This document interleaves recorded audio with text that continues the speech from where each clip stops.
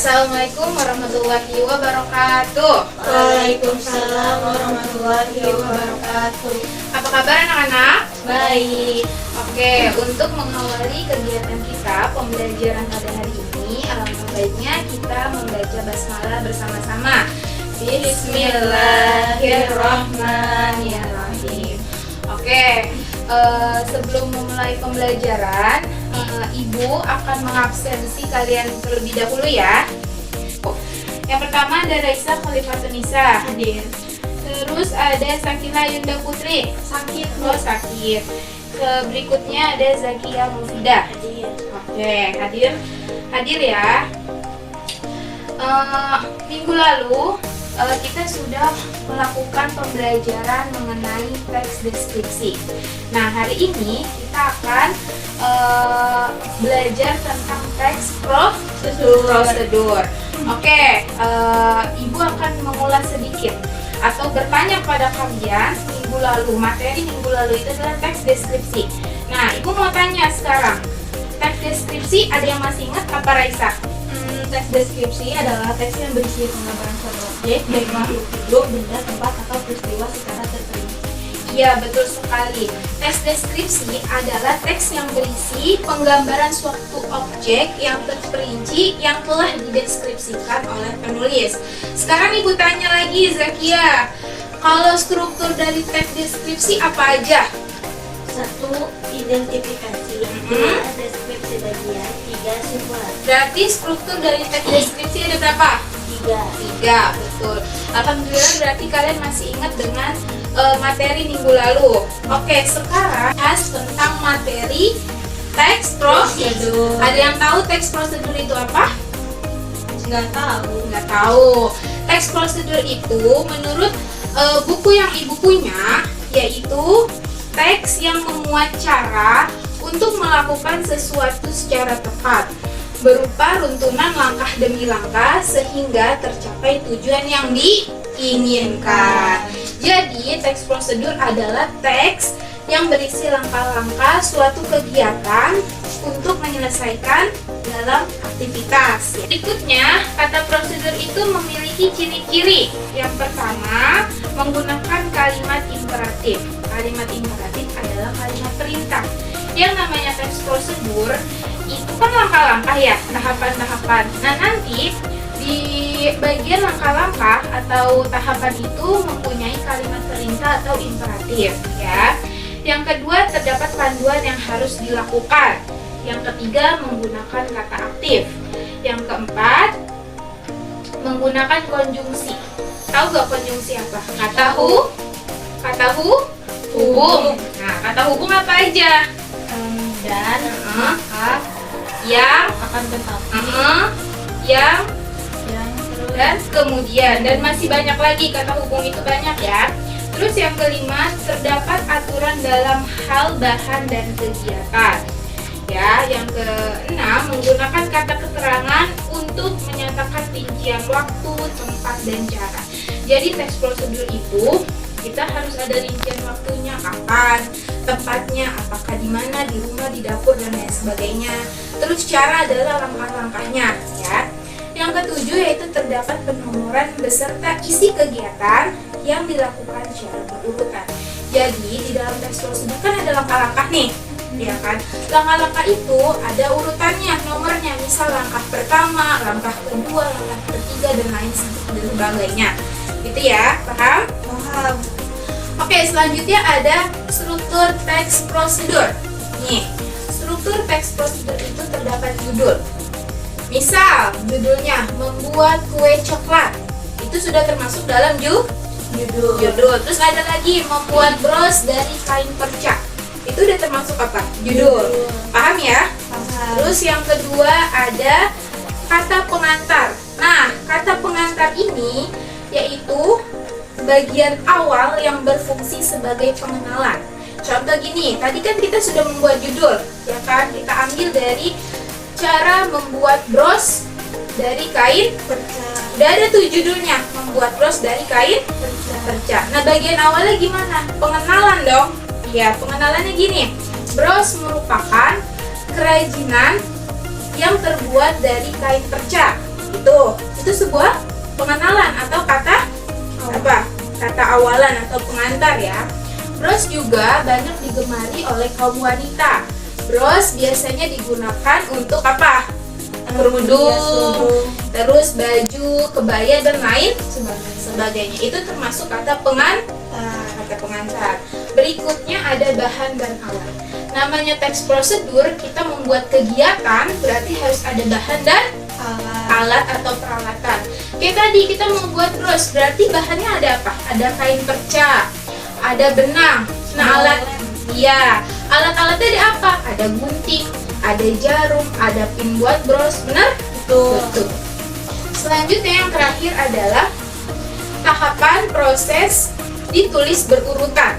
Maksudnya berurutan itu dari awal sampai akhir, tahapan itu harus berurutan. Misal, kita membuat bros itu ada 5 langkah. Berarti dari langkah pertama ke langkah kedua, dari langkah kedua ke ketiga keempat, kelima.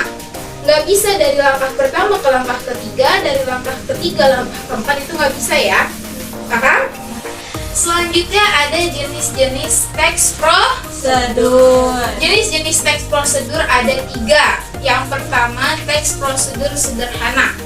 Nah, teks prosedur sederhana ini biasanya berisi dari 2-3 langkah saja.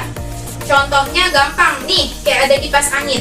Kipas angin kan hanya ada 2 langkah saja. Pertama kita colokin kabelnya ke stop kontak, lalu kita puter yang penomoran itu loh, yang 1, 2 kencang atau tidaknya.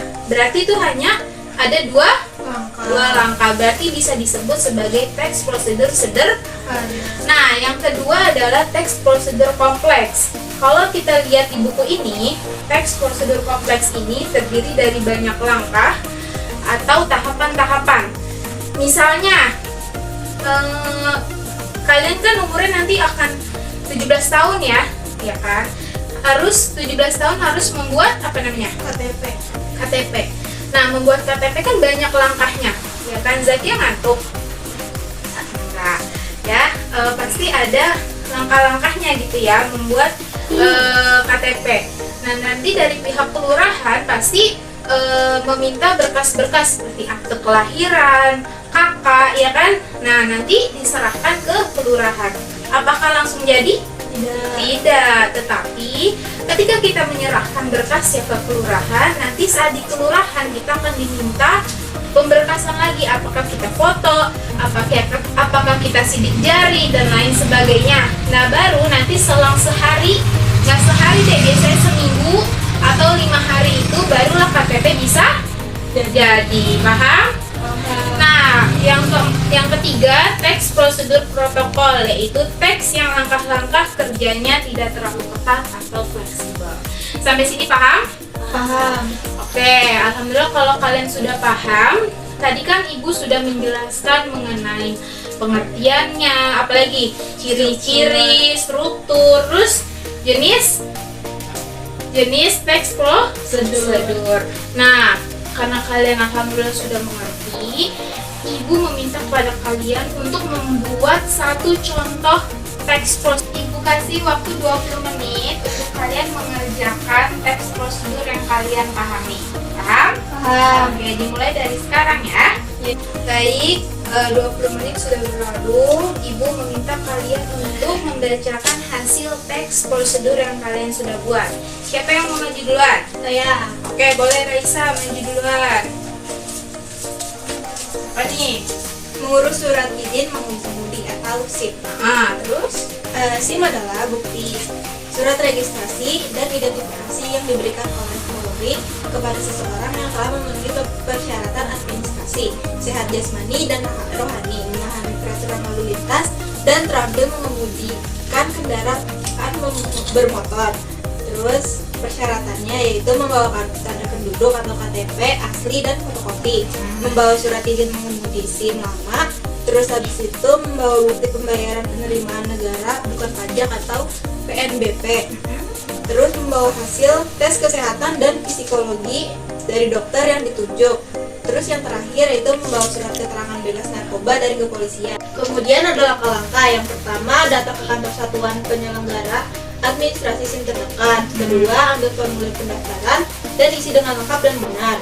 Ketiga, lampirkan persyaratan yang telah disiapkan.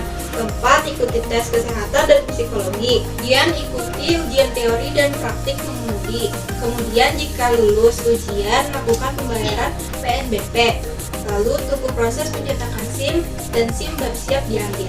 Oke, ini kan apa judulnya?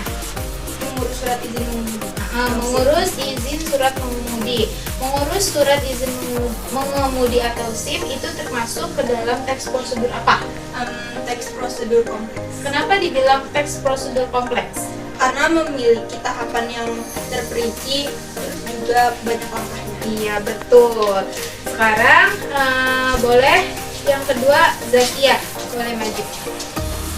Teks prosedur saya yaitu membuat telur ceplok. Telur ceplok atau telur mata sapi adalah makanan favorit banyak orang.